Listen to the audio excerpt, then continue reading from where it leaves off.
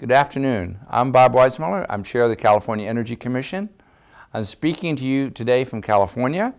I'd hoped to be there in person, but obviously I'm not. I appreciate Dr. Pachauri's offer that I could provide a video instead so we can start the dialogue. I think one of the things that's very clear is that climate change and the disruption there is something that has to bring all of us together to find a solution. It's certainly affecting all of us in our lives. And I want to talk about a few examples about how climate disruption is occurring in California right now and how it's affecting all of us. Obviously, we have a warmer climate.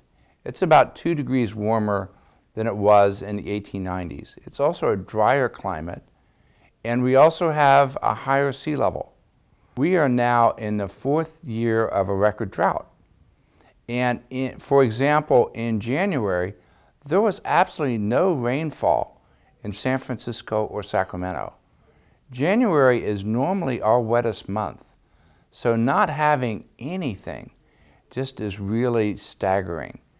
And what that means at this point, we had a really bad drought last year. We had, again, last year, bone dry snowpack in the mountains. We had since everything is so much hotter and drier, much greater risk of forest fires. And last year, if you look at our top 20 forest fires in history, normally there's about 1 every decade. We have had 12 in the last 10 years. So it just shows you how our climate is being disrupted. And with that, it really has human consequences. One of California's major industries is agriculture. We're really one of the breadbaskets for the United States, if not the world. And one of the things that agriculture really needs is water. And so with this 4th year of a drought, we're really looking at a bleak situation. Last year, one of the ways agriculture got through was a lot of groundwater pumping. There's only so much of that you can do. So this year, again, we have to look at all of our options, but it's been a very tough time for the farmers. I mean, they've had to really reduce the crops they're looking at, and they've had to lay off people, and there's just not much water in many of those towns. And so we've had to truck water in for people to deal with basic amenities of life.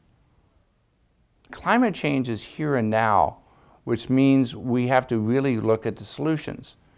And for California, the governor just set very ambitious goals to deal with climate change. One of the things we want to do is increase our renewables from about 25% to 50%, and we want to do that by 2030.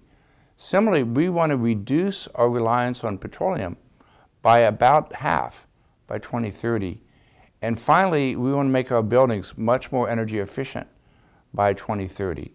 We want to double their efficiency. Those are all very ambitious goals. They're basically a moonshot type of goal for climate change. But we really need those, and we need those throughout the world. One of the things that we've really done on decarbonizing our grid is we've installed thousands of megawatts of photovoltaics. We've installed thousands of megawatts of wind. And as we've done that, the cost of photovoltaics have really come down dramatically. So that right now, it's a phenomenal option for India to really displace some of the diesel generation and to go to photovoltaics. We have very tight building and appliance standards. But in addition, we have really decarbonized our grid.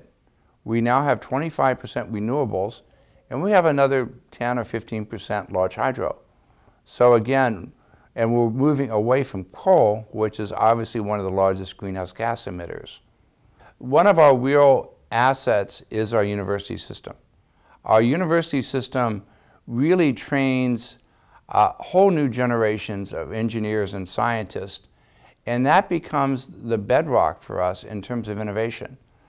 Certainly in terms of looking at opportunities in California, the amount of innovation that comes out of our university system goes through our venture capital system and becomes whole new businesses.